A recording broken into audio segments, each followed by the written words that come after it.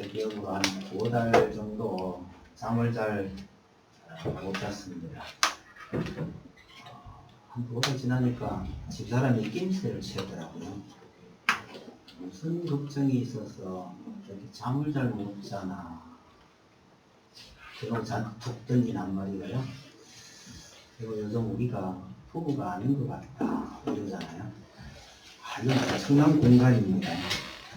나름대로 말씀대로 산다고 그렇게 애쓰고 있는 신랑을 향하여 부부가 아닌 것 같다. 이건 사실은 엄청난 공갈인데 무슨 그런 소리를 하느냐 그랬더니 부부라면서 어떻게 나도 모르는 그런 심각한 고민이 있을 수 있느냐 이런 얘기죠. 진작에 무슨 고민이냐 말을 해라 이런 게 건데요. 그렇게 공갈을 치고하면서 이제 뭐 그런 생각이 들긴 했지만 그렇게까지 나오면 뭐 이야기를 해야지 어떡합니까? 그래서 무슨 고민이 있는지 이야기를 했더니 우리 집 사람 화끈합니다. 참 듣고 앉아있더니 교회 옮기자 이러는 거예요.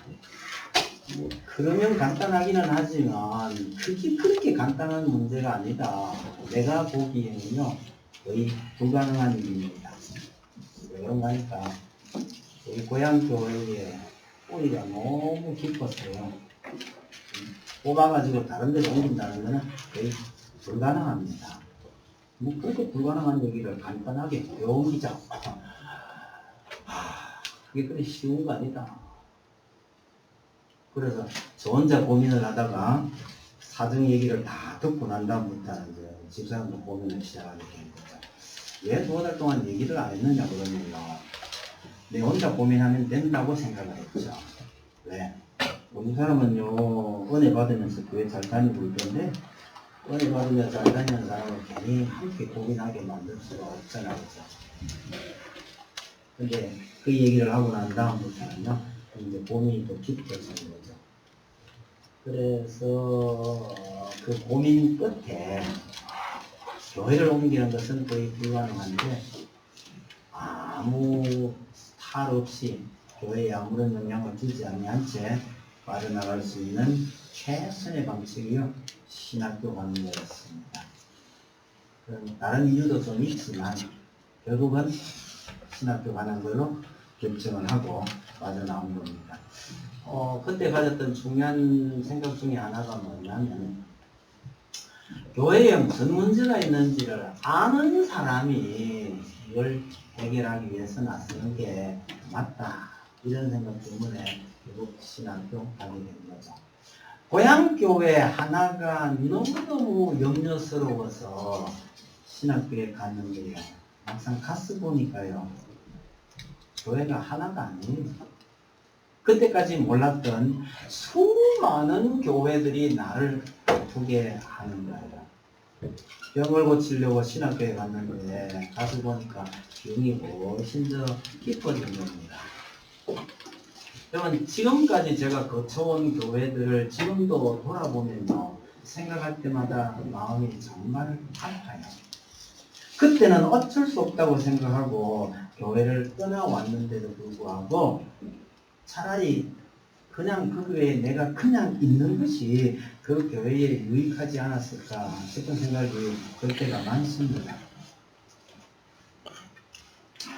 세월이 좀 더 흐르면 아마 제가 이 교회를 떠나서 어디 멀리 가 있어야 할 때가 올 때도 있을 거라고 생각합니다. 그때쯤에요. 제가 거기서 말씀동산교회를 생각을 해보면 정말 행복할 수 있을까 그런 상상을 해본 거죠. 우리 교회가 그런 교회가 되기를 간절히 바랍니다. 왜 이 생각을 하게 했느냐 그러니까 수요일에 지난주까지 우리가 빌립보 공부를 마쳤거든요. 그 빌립보서를 읽으면서 사도 바울의 그 마음 상태를 보면서 우리도 나도 이런 마음이 들면 참 좋겠다 그런 생각을 한 겁니다. 사도 바울이 멀고 먼 로마에서 옥에 갇혀 있었습니다. 그런데요, 그 옥에서 빌립보 교회를 생각하면 너무너무 감사하고 기뻤습니다. 그 장면을 보면서 우리도 뭐 이런저런 형편 따라서 이 교회를 떠나서 멀리 가게 될 수도 있겠지만 그럴 때에 이 교회를 생각을 해보면 그런 느낌이 들 수 있을까 이런 상상을 해본 거죠. 여러분 부디 우리가 헤어져 있거나 아니면요 멀리 떠나가 있을 때 상상을 해보면 정말 아름답고 감사한 그런 교회가 되기를 간절히 소망합니다. 이것이 이 교회를 향한 우리 모두의 꿈이요 우리 모두의 행복이기를 바라는데 여러분 이런 교회가 그리 많지 않습니다. 이 빌립보 교회가 어떻게 그런 교회가 됐을까? 왜 바울 입장에서 생각만 해도 감사가 넘치는 교회가 됐을까? 이걸 한번 생각해 보려고 합니다. 우선은 그 빌립보 교회를 생각하면서 사도 바울에게 이 넘치는 감사가 나오는 그 장면부터 한번 생각해 보려고 합니다. 제일 큰 이유가 뭐냐 그러니까 사도 바울이 직접 얘기해요. 처음부터 지금까지. 바울이 처음 거기에 가서 교회를 세우게 된 그때부터 지금까지 복음의 교제를 나누고 있기 때문이다라고 말하는데 다른 말로 하면요. 처음부터 지금까지 너희가 정말 믿음 가운데 잘 서 있기 때문이다라고 말합니다. 그런 바울을 힘들게 한 교회들이 참 많았어요. 대표적인 것이 갈라디아 지방에 있던 교회들요. 그리고 고린도 교회도 그러합니다. 아마 이 교회들이 바울을 제일 힘들게 했던 중요한 문제가 뭐냐면 바울의 사도권을 부정하는 이상한 유대인들이 찾아와서 바울이 무슨 사도냐 이랬을 때에 왜 교회 교인들이요 바울에 의해서 복음을 받고 바울이 세운 교회들인데도 불구하고 이 사람들이 이 이상한 인간들의 말을 따라간 겁니다. 이 교회들이 사도 바울의 사도권을 부정하게 되는 것은 단순한 바울의 개인 문제가 아니에요. 바울이 전한 복음 자체가 속물이죄 부정될 가능성이 굉장히 높은 거죠. 그래서 바울은요, 평소 같으면 도무지 하지 않을 말을 이 교회들 향해서 마구 쏟아냅니다. 갈라디아 교인들을 향해서요, 갈라디아 지방에 있는 교회입니다. 그 교회들 향해서 내가 사도가 아니라고? 내가 예수를 만나기 전에 제일 앞장서서 교회를 핍박하던 일을 온 세상이 다 안다. 그랬던 내가 예수를 만나서 이렇게 변했는데 내가 사도가 아니라고? 나는 그 당시 교회에서 가장 큰 지도자였던 야고보나 베드로나 요한에 비해서 전혀 꿀릴 것도 없다. 내가 가르치는 가르침이 잘못됐다고? 그렇게 할례가 중요하다고 말할 것 같으면 그 사람들의 교훈을 너희들이 따른다면 그 껍질만 자르지 말고 아예 통째로 잘라버려라. 굉장히 격한 말입니다. 고린도 교회를 향해 하는 말은 제가 보기에 더 격해요. 죽으면 죽었지 나는 여러분들을 이용해서 내 사리 사욕을 채울 생각은 꿈에도 없다. 우리가 사도라는 것을 이제 와서 새삼스럽게 증명을 해야 된단 말이야. 내가 지금 어디 가서 추천서 받아왔어. 아니면요 졸업증명서 띄워서 여러분들한테 내놔야 하느냐. 여러분들 위해서 죽을 고비를 수도 없이 넘긴 것이 내 사욕을 위한 것이냐. 이렇게 질문을 합니다. 여러분 교회를 향해서요. 자기가 세우고 자기가 돌보고 자기가 키운 그 성도들 향해서 이런 말을 해야 되는 사도는 얼마나 가슴이 아파하십니까? 생각을 해보면 진짜 가슴이 저리옵니다. 많은 교회들이 그랬어요. 그런데 빌립보 교회를 생각하면요. 저 감사하고 보고 싶고 이런 생각밖에 없는 거죠. 바울이 빌립보 성도들 향해서 그렇게 기뻐하고 감사한 것은 바울의 전도를 받고 교회를 세웠고 지금까지 예수를 잘 믿고 있었기 때문입니다. 5절을 한번 보세요. 너희가 첫날부터 이제까지 복음을 위한 일에 참여하고 있기 때문이라. 그렇게 말합니다. 첫날부터 이제까지라고 말하죠. 이 첫날이요. 바울이 이 마게도냐 지방에 들어왔던 첫날을 말합니다. 원래 바울이 복음을 전하려고 애를 썼던 곳은 그 당시 말로 아시아, 요즘 말로 하면요 소아시아 지역, 터키 지방 그쪽이었거든요. 그런데 일이 잘 안 됐어요. 구체적으로는 뭔지 잘 모릅니다. 성령이 막으셨다고 표현하는데 복음을 전하기 위해서 가려고 하는 데마다 일이 안 되는 거예요. 얼마나 고민을 했겠습니까만은 어느 날 밤 환상을 통해서요 마게도니아 사람들이 자기를 부르는 그 환상을 보게 됩니다. 아, 하나님께서 저리 가라 하시는 모입니다. 그래서 바다를 건너옵니다. 복음이 아시아에서 유럽으로 건너가는 엄청난 일에 그 벌어지는 단초가 됩니다. 그렇게 해서 빌립보서에 가서 거기에다가 교회를 세우게 됩니다. 그렇게 유럽으로 들어와서 세운 최초의 교회거든요. 그 사실 하나만으로도 바울로서는 잊을 수 없는 교회인데 그때부터 지금까지 가장 모험적으로 믿음을 지켜왔다. 그러니 바울에게 이보다 더 큰 기쁨을 주는 일은 없다는 거죠. 7절도 한 번 더 봅시다. 7절에 사실은 중요한 부분은 뒤쪽입니다만요. 내가 너희 무리를 위하여 이와 같이 생각하는 것이 마땅하니 이는 너희가 내 마음에 있음이며 나의 메임과 복음을 변명함과 확정함에 너희가 다 나와 함께 은혜에 참여한 자가 되리라. 한마디로요. 나의 메임과 복음을 변명하고 확정하는 일에 너희가 참여했다고 말합니다. 바울은 지금 감옥에 갇혀 있는데 빌립보 성도들이 어떻게 나의 메임에 함께 했다고 말할 수 있느냐는 거죠.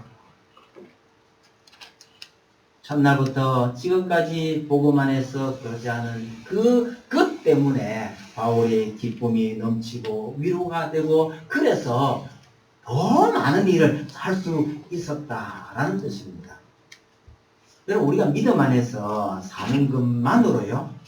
정말 믿음 안에서 아름다운 교회를 이루어가는 이것만으로 우리와는 아무 상관없는 많은 사람에게 위로가 된다는 사실도 기억해 두셔야 합니다. 첫날부터 지금까지 복음 안에서 정말 올바르게 살아가고 있는 그것 때문에 바울에게 기쁨이 되고 위로가 되고 더 많은 일을 잘 할 수 있었다라는 칭찬이죠. 여러분 학생이 선생님을 잘 돕는 방법이 뭐예요? 제일 잘 돕는 거. 맨날 선생님 따라다니면서 심부름하고 이러는 거 잘하는 거 아닙니다. 학생이 선생님을 진정으로 돕는 일은요, 공부 열심히 하는 겁니다. 사도 바울이 다른 편지에서는 자신이 사도라는 것을 그득 강조하는 일들을 많이 하지만 이 빌립보서는 전체를 통해서요 그 얘기를 전혀 하지 않습니다. 할 필요가 없었다는 얘기입니다. 뒤집어서요 생각을 해보면 빌립보 교인들은 바울을 인정하고 깊은 교제를 계속 했다는 겁니다. 이것이 얼마나 기쁨이었을까? 바울의 입장에서는 굉장한 기쁨이었죠. 여러분, 공간에 돈이 차곡차곡 쌓이면 이게 얼마만한 기쁨일까요?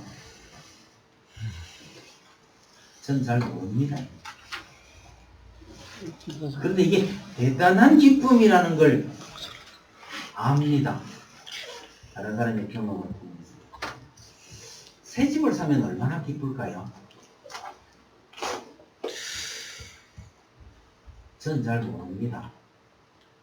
우리 어머니를 보고 알 수 있는 것은요. 조그마한 전셋집에 살다가 넓은 전셋집 가는 것이 얼마나 큰 기쁨이라는 건 전 압니다. 좀 넓은 집으로 얻어가지고 옮겼는데요. 우리 어머니가 방 치우지 말고 가만 놔둬라 이러면서 그 넓은 방을 그냥 좋다면서 떼굴떼굴 굴러다니시더라고요. 그 방에 아무것도 넣지 말라면서. 아마 우리 어머니 평생에 그렇게 넓은 방 처음 살게 됐던 것 같아요. 그런데 새 집을 사면 어떨까요? 전 잘 모릅니다. 아니요, 실제로 넓은 새 집을 사서 간 적이 있었거든요. 전 느낌이 그때 이랬어요. 이렇게 넓고 좋은 집에서 살아도 되나, 이런 불안감이 제게 있었죠. 그래서 개인적으로는 새 집 사서 들어가는 기쁨이 어떤 것인지 잘 모릅니다. 그런데 다른 사람을 보니까 이 좋은가 보다, 그런 느낌이 좀 들어요. 그럼 새 차 타면 얼마나 좋은가요?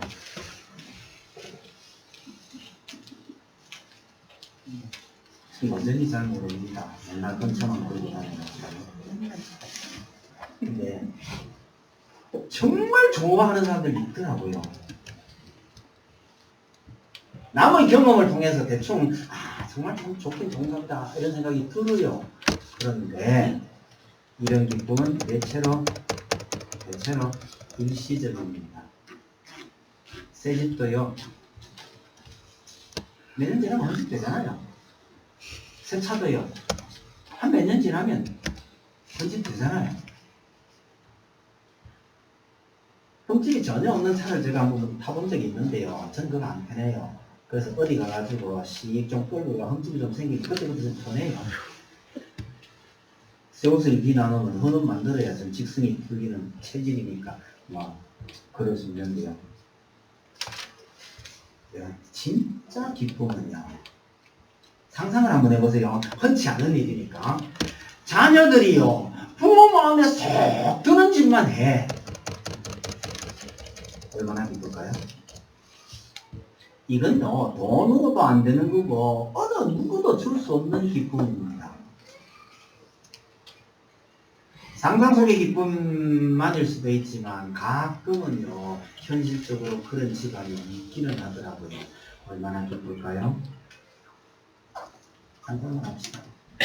여러분, 빌립보 교회가 바울에게 주는 기쁨은 아마 이런 기쁨 아니었을까, 그런 생각을 합니다. 그럼 사도 바울에게 무슨 낙이 있었겠어요? 돈을 왕창 갖다 준다고 그렇게 기뻐했겠어요? 좋은 차를 사다 준다고 기뻐했겠어요? 아니, 모르겠다, 그죠? 그럼 바울에게는 세상의 모든 낙이 별 낙이 아니에요. 그거 다 버린 사람입니다. 그랬던 그에게 가장 큰 기쁨은요, 자신이 전한 복음을 듣고 그 복음 안에서 지금까지 믿음 생활 잘하고 있는 그것, 최고의 기쁨입니다. 빌립보 교회는요, 앞으로도 계속 그걸 할 겁니다. 그걸 생각하면 너무너무 기쁘고 감사하다는 거죠. 이 빌립보 교회를 향한 소망이 바울에게는 두 가지가 있었습니다. 그리스도의 날까지 계속될 그 기쁨이 두 가지가 있었는데, 이 그리스도 예수의 날까지라는 표현이 6절에도 한번 나오고 10절에도 한번 나옵니다. 그 두 가지 소망을 보여주는 겁니다. 그 중에 하나가요, 바울은 이 빌립보 교회 성도들이 믿음의 완주라고 써놓고 보니까 이게 말이 좀 잘 안 됐어요. 처음에는 제가 제목을요, 믿음의 완성이라고 써놨었는데 이 완성하고는 개념이 약간 달라요. 그래서 믿음의 완주 되는데, 믿음의 완주는 느낌이 갑자기 안 오니까 이거 생각하세요. 마라톤 완주 이런 거죠. 6절 한번 보셔요. 너희 안에서 착한 일을 시작하시니가 그리스도 예수의 날까지 이루실 줄 우리는 확신하노라, 이렇죠. 너희 속에 착한 일을 시작하신 그리스도 예수께서 끝날까지 이루실 것이라고 말합니다. 여기에서 착한 일이란 복음 안에서의 표제를 의미하는 것이고, 하나님 편에서 본다면 빌립보 성도를 구원하신 일입니다. 이 일을 끝날까지 이루실 거라고 말합니다. 조심하실 것은 뭐냐면요, 끝날에 이루실 것이라고 말하고 있지 않다는 사실입니다. 끝날에 이룰 것이다 라고 말하면요, 지금은 미완성이라는 뜻이 되죠. 그런데 끝날까지 이루실 것이라는 것은 지금도 완성된 상태이지만 이 믿음의 교제가 그때까지 지속될 것이라 라는 뜻입니다. 달리 표현한다면요, 믿음의 경주를 끝까지 달려갈 것이라고 감사하고 확신한다는 얘기죠. 여러분, 빌립보 교회의 시작은 우리가 잘 아는 대로 바울이 루디아를 만난 데서 시작이 된 겁니다. 거기서 루디아와 협력해서 열심히 복음을 전하다가 옥에 갇히잖아요. 억울하게 두들겨 맞고 옥에 갇힌 그 일로 인해서 간수가 회개하고 예수를 믿게 됩니다. 빌립보에 누가 복음을 전했죠? 바울이 했잖아요. 근데 이 본문은 뭐라고 합니까? 너희 속에 이 일을 시작한 이는 예수 그리스도라고 말하잖아요. 겉으로 보기에는 분명히 바울이 수고하고 빌립보 교회가 협력을 했지만 실제로는요, 예수 그리스도께서 하신 일이다. 그러니까 이 일은 결코 중단되거나 실패할 수가 없다고 말하는 겁니다. 빌립보 교회 성도들이 끝까지 이 믿음의 길을 잘 달려가게 될 것이라는 중요한 이유가 뭐냐면 예수 그리스도께서 시작하셨기 때문이라고 말하는 거죠. 여러분, 끝까지 믿음의 길을 잘 달려가는 것, 이것도 저절로 그렇게 되는 게 아닙니다. 사실은요. 말씀대로 살려는 피나는 노력이 뒤따라야 그게 가능해지는 겁니다. 저절로 되는 것 절대로 아닌 사실을 기억하시기 바랍니다. 오래전 그 아이들 체력장 하던 거 기억이 나는데요. 그 이후에 어떻게 변했는지 아직도 체력장 하는지는 잘 모르겠습니다만, 저희들 그 체력장 할 때는요, 제일 힘든 게 그 1000m 달리기, 오래 달리기였죠. 1000m 달리기 할 때, 철없는 아이들은요, 이게 무슨 체육대회 하는 줄 알고, 1등 하려고요, 막 뛰어가는 놈도 있는데요. 제가 애들 다 붙들어가지고 단단히 일렀습니다. 1등 하는 놈 나중에 죽는다. 절대로 1등 하지마. 그럼 어떻게 해요? 뛰는 그 아이들 전체, 심하면 한반 전체를요, 한 놈도 대열 이탈하지 말고 딱 붙어가지고 구령 붙여가면서 같이 뛰어. 그런 거 시간 조절하는 겁니다. 여러분, 전원이 만점 맞습니다. 그렇게 뛰면요. 그래서 오래 달리기를 절대로 자기 능력대로 같이 못 뛰게 하고요. 같이 맞춰서 뛰어. 이렇게 시켜가 조절을 해주면요. 그 힘든 오래 달리기를 전원이 만점을 먹어요. 여러분, 우리의 신앙생활도 믿음의 길도요. 각자가 자기 플레이 하면서 가는 게 아니고 우리가 서로 의지하고 격려하고 함께 나아갈 때 이게 탄탄하게 앞으로 나아가게 되는 겁니다. 잊을 수 없는 기억 중에는요, 중학교 3학년짜리인데요, 100kg 넘는 애가 있었어요. 참 난감하더라고요. 그날 아침 제가 물었어요. 너 체력장 몇 점 먹으면 되겠냐? 체력장 전체가 20점 만점인데 원서만 내고 그 가서 돌아만 다니면 기본 15점은 줘요. 그럼 5점 정도는 포기해도 별거 아닐 수도 있는 문제 아니겠냐. 나중에 너 공부 좀 열심히 해가지고 5점 더 맞으면 되잖아. 뭐 이런 겁니다. 그럴 수 없잖아요. 너 체력장 몇 점 나오면 만족하겠냐. 뭐 한 17점 정도만 나와도 자네가 18점만 나오면 안 좋겠습니까? 그럼 100kg가요. 100m를 어떻게 달려요? 이렇게 하면 안 되는데. 그 시계 재는 사람한테 가가지고요. 뭐 우리는 3학년 다니니까 사실은 그 가려하면 안 되게 돼 있는데 어디에 가면 또 아는 선생님들 계셔요. 배처럼. 저기 오는 놈이 있죠. 저 면적이 100kg인데 초시계 볼 때 조금 이렇게 볼 수 있잖아요. 그 가고 밖에서 그 안 가고 나와버립니다. 그럼 선생님 대충 알아서 써줘요. 철봉하는데요. 지금 제가 원하는데 100kg입니다. 기록하는 선생님들이 좀 알아서 기록합니다. 그래 맞춰보니까요.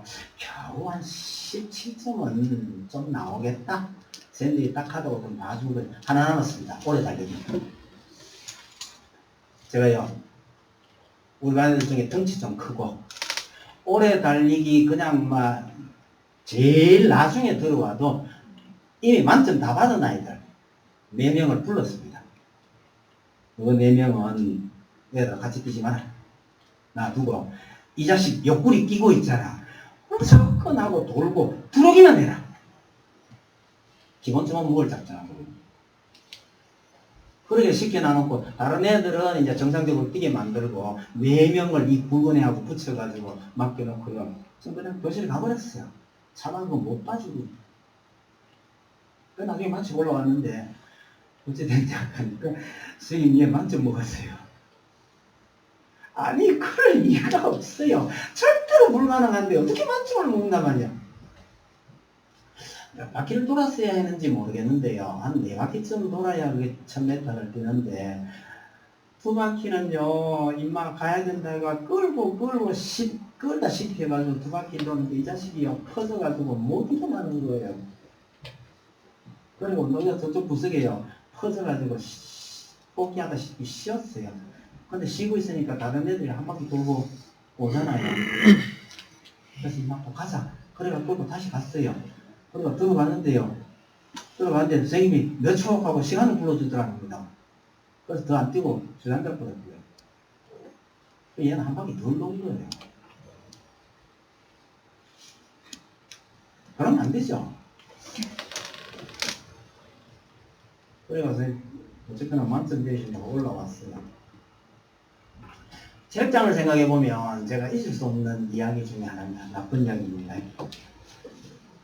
그러면 여러분 진짜 말씀드리고 싶은 것은 우리가 믿음의 경주를 갈 때 나 혼자 간다고 가는 게 아니에요. 그래도 말씀드리지만 이 믿음의 길도요 정말 말씀 따라 살려고 하는 그 어떤 피나는 노력이 경주되지 않으면 갈 수 있는 것이 아닙니다. 사도 바울은요 필리포 교회 성도들을 바라보면 이 성도들이 승리의 그날까지 확실하게 갈 수 있을 것이다라는 확신과 기쁨이 넘쳐나는 거죠. 여러분 우리는 우리 옆에 있는 성도들을 바라보면서요 우리가 이런 각오로 이 기쁨으로 함께 그날까지 잘 뛰어갈 수 있기를 정말 간절히 바랍니다. 저절로 되는 것 절대 아닙니다. 오늘날 한국교회 현실을 여러분 한번 바라보세요. 그렇게 완주의 기쁨을 누리십니까? 아니면요 불안하십니까? 그러다가 교회가 어떻게 될까? 이런 불안함이 우리에게 더 많이 엄습해 봅니다. 한국교회가 다 그렇게 말씀대로 잘 가면 얼마나 좋을까요? 나는 항상 염려되고 걱정스럽습니다. 자, 말씀동성교회를 쳐다보면 어떨까요? 여러분의 정말 기쁘고 평안한 교회로 여겨지시기를 간절히 바라는 겁니다. 바울은 이 빌립보 교회에게 기대하는 것이 하나 더 있습니다. 9절 한번 보실까요? 내가 기도하느라 너희 사랑을 지식과 모든 총명으로 점점 더 풍성하게 하사 너희로 지극히 선한 것을 분별하며 또 진실하여 허물 없이 그리스도의 날까지 이루고 11절 제일 끝에 보시면 하나님의 영광과 찬송이 되기를 원하노라 이렇게 말합니다. 지식과 총명으로 사랑이 더 풍성해지기를 소망하고 있는 겁니다. 그냥 사랑이 풍성해지고 사랑하고 살기를 이런 게 아니고요. 그냥 사랑이 아니라 지식과 총명이 더해진 사랑을 기대하고 있는 겁니다. 이것이 더 풍성한 사랑입니다.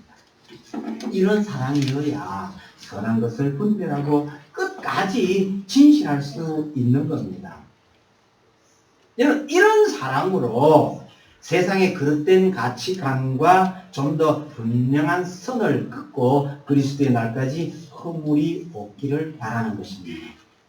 그럼 그래야 의의 열매를 맺고 하나님의 영광과 찬송이 되는 거죠. 삶 속에서 맺는 의의 열매가 바로 초대교회 성장의 비결이었습니다. 이것이 빌립보 교회 성도들을 향한 바울의 두 번째 소망입니다. 날이 갈수록 사랑이 더 풍성해지는 것. 뭘로 풍성해진다고요? 지식과 총명으로. 여러분, 한때 잘 나가다가 옆으로 새거나 식어버리는 일이 너무나 많습니다. 이게 하도 많으니까 인간이 본래 불완전해서 뭐 그럴 수밖에 없느냐 이런 생각이 들기도 합니다만은요. 그렇지 않은 예가 있으니까 이건 반드시 그렇다고 말할 수 없는 문제라는 생각이 듭니다. 한번 생각해 봅시다. 연애 시절부터 뜨거웠던 사랑이요.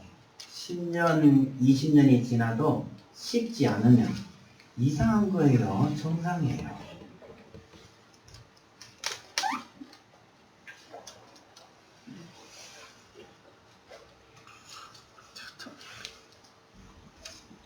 이상한 건가요?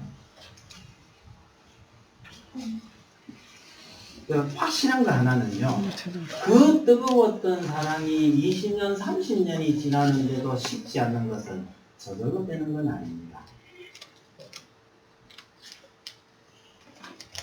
이건 하나님의 사랑을 실천하려는 피나는 노력이 있어야 그게 가능해집니다. 비유한 게 이런 거예요.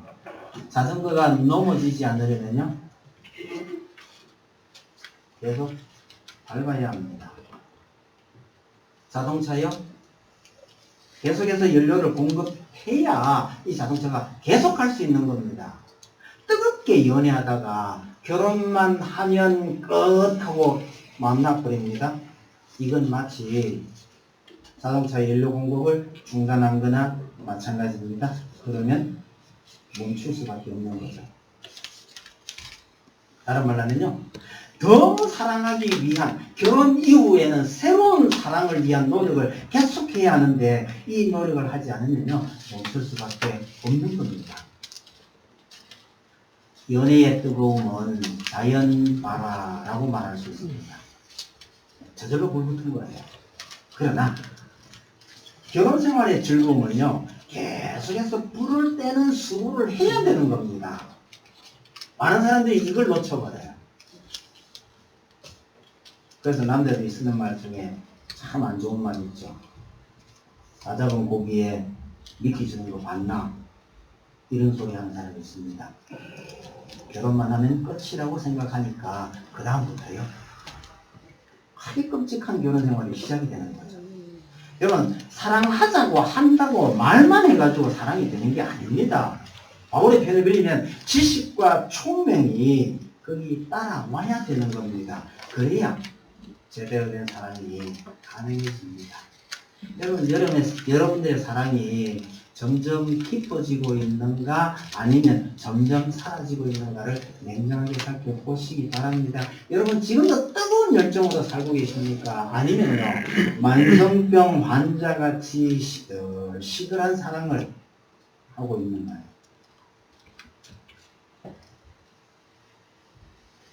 계속해서 하나님의 사랑에 대한 열정이 공급되지 않으면요.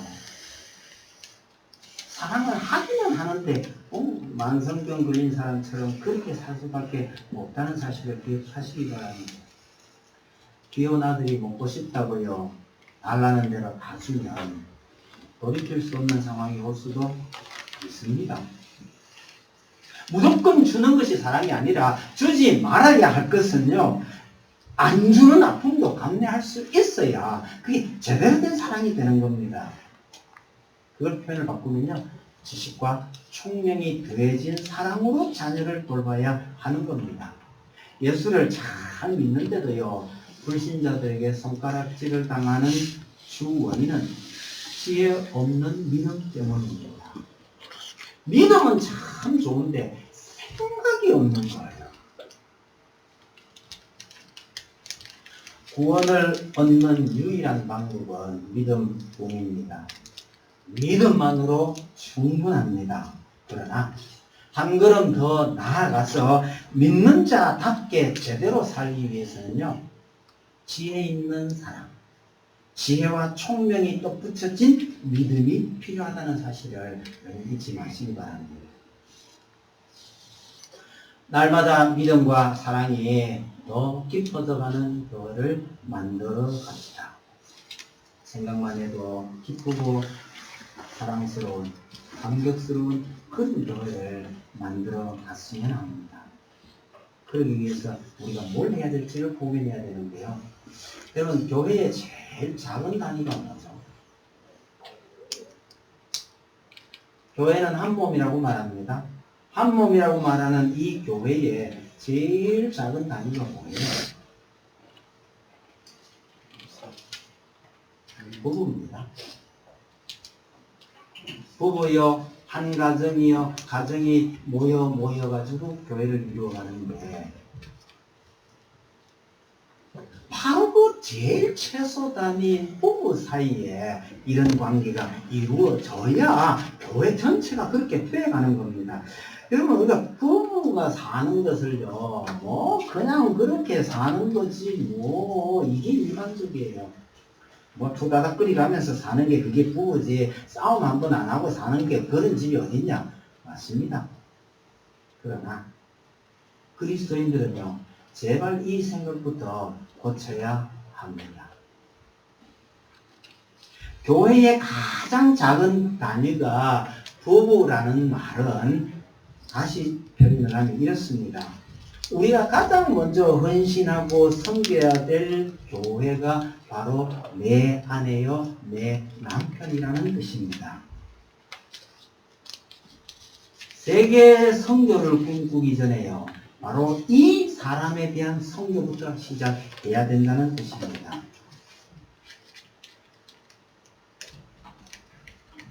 교회를 위해서 주어진 하나님께서 내게 주신 바로 가장 기본적인 사명이 이 사람 선교하는 거라는 사실을 기억하시기 바랍니다. 여러분, 부부란 함께 교회 다니기만 하면 되는 게 아니고요. 거기서 넘어서서 함께 성화의 길을 걸어야 하는 동반자라는 사실을 기억하시기 바랍니다. 함께 믿으면, 같이 교회 다니면, 아니요, 그걸 넘어서서 함께 성화의 길을 걸어야 한다. 그래서 정말 감격스러운 관계가 만들어져야 합니다. 그래야 그런 부부들이 모인 교회가 그런 교회가 되어갈 거 아니냔 말이에요. 밖에 나가면 참 존경스러운데요, 집안에서 존경받지 못하는 그리스도인들이 의외로 참 많습니다. 제 가까운 곳에서도 그런 일이 있었습니다. 왜 그렇게 되나요? 밖에 나가면요, 순교자처럼 살 각오가 되어 있는데 집안에 들어와서는 순교자 될 각오 없어요. 무슨 각오요? 내가 그래도 집안에서 집안에서 독재자 노릇하고 있는 거죠. 감히 제가 말씀드립니다. 밖에 나가서 순교자를 생각하지 말고요, 집에서 순교할 각오를 하라는 얘기죠. 그게 된 다음에 성도들 간에 그런 관계를 확장시켜 나가야 된다. 잊지 마시기 바랍니다. 바울의 소망은 빌립보 교회가 하나님의 영광이 되고 하나님의 찬송이 되기를 바라는 것입니다. 아니, 그렇게 될 거라고 확신을 하고 이 말씀을 하고 있는 거죠. 오늘 우리들 이 혼탁한 시대에, 희망이 잘 보이지 않는 이 시대에 하나님의 영광이요, 하나님의 영광을 드러내는 교회가 되기를 간절히 소망합니다. 그렇게 되려면요, 오늘부터 내가 무엇을 해야 될지 이 고민을 하게 되시기를 바랍니다. 그래야 먼 훗날 말씀동산교회를 생각만 하면 그 생각만으로 감격스럽고 기쁜 날이 찾아올 겁니다. 그렇게 되기를 간절히 바랍니다. 자, 기도합시다. 208장입니다.